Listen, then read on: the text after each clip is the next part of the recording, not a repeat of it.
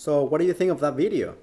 I think it is clear how fundamental it is to make sure that efforts are in place to drive employee engagement. For example, at Marriott International, guest or customer satisfaction is measured through a tool that they call Guest Satisfaction Survey. Which is that? It's a survey that is sent upon checkout to all their guests to ask them how well they did to meet their expectations based on what they experienced while staying at any of their hotels globally.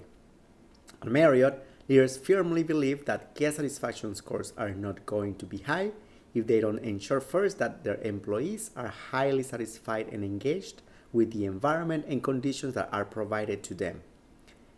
They have different formal and informal ways to measure employee engagement, but one of the formal tools is what they call the Employee Engagement Survey, which is a year-long process. In June of each year, all employees globally are asked to voluntarily fill a confidential survey. A third party compiles the data for them in order to ensure accuracy and avoid manipulation of records. Then in August, they receive the results, which are cascaded down to property human resources teams, who then will cascade down to their hotel leaders, and then each department leader will share results with their teams, including what is working well and what needs to improve. Then leaders are responsible to develop and implement throughout the year an action plan to improve the areas of opportunity, so employees can see that their voice is heard and their needs are taken care of. Please pause for a moment and think, how does your company measure customer satisfaction? And how is employee engagement measured? Are there tools or systems in place to accomplish that? Pause, reflect on that, and when you are done, please continue. So, what happens when employees are not engaged? Well, one of the most costly consequences could be turnover. Many organizations have found that turnover is a costly problem. The extent to which employers face high turnover rates and cost varies by organization and industry.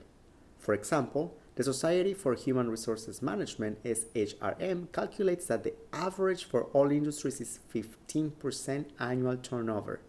High turnover rates have negative impacts on several dimensions of organizational performance, especially safety, productivity, and financial performance.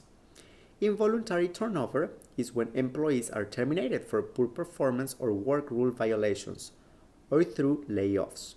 If you practice the human resources profession in California or states that are as pro-employee as California, please make sure that you become familiar with the labor laws or consult with your legal department before making a final determination on involuntary termination of employment, so you can avoid litigation.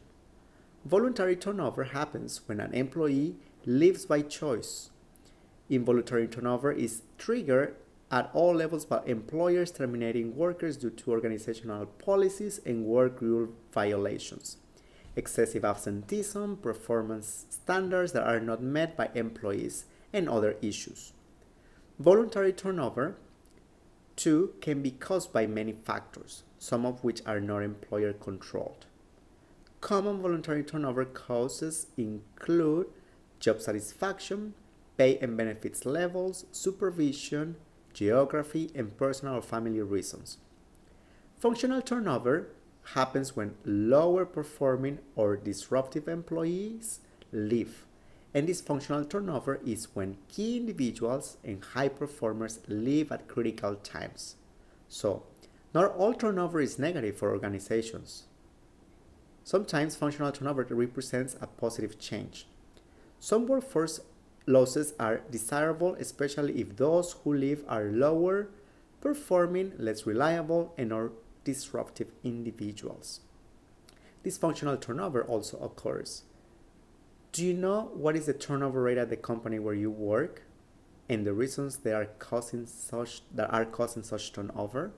If not, this could be a great opportunity for you to research that with your human resources department. In fact, part of what is needed for you to complete this week will allow you to participate on a discussion board where this information will be part of it. The United States Department of Labor estimates that the cost of replacing an employee ranges from 1/2 to 5 times the person's annual salary. The turnover rate for an organization can be computed as a monthly or yearly cost.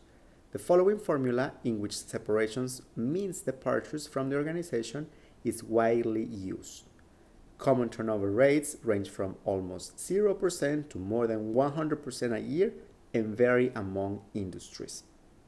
Separation cost, human resources staff and supervisory time, pay rates to prevent separations, exit interviews time, unemployment expenses, legal fees for separations, challenged, accrue vacation, continue health benefits, and others. Now, vacancy costs include temporary help, contract and consulting firm usage, existing employee overtime, and other costs until the person is replaced. Replacement cost includes recruiting and advertising expenses, search fees, human resources interviewer and staff time and salaries, employee referral fees, relocation and moving cost, etc. Training cost for the new person, paid orientation time, training staff time and pay, cost of training materials, supervisor and manager time and salaries, co-worker coaching, time and pay. And hidden and indirect costs could include costs that are not obvious, such as reduced productivity, decreased customer service, additional unexpected employee turnover, missed project deadlines, etc. This week, you will get an opportunity to practice this and complete a turnover calculation. When you are done with all the videos today, go to the turnover calculation assignment section on Blackboard and complete that exercise. To control turnover, human resources professionals need to understand the reasons why people is leaving the company. In one sense, retention is the opposite of turnover. However, the reasons key people choose to stay with an employer may not be the opposite of those that compel others to quit. Retaining top talent is a concern for many employers, and understanding retention is the beginning of keeping more of those top performers. Efforts on work relationships, rewards, training, etc. need to be in place in order to retain top talent.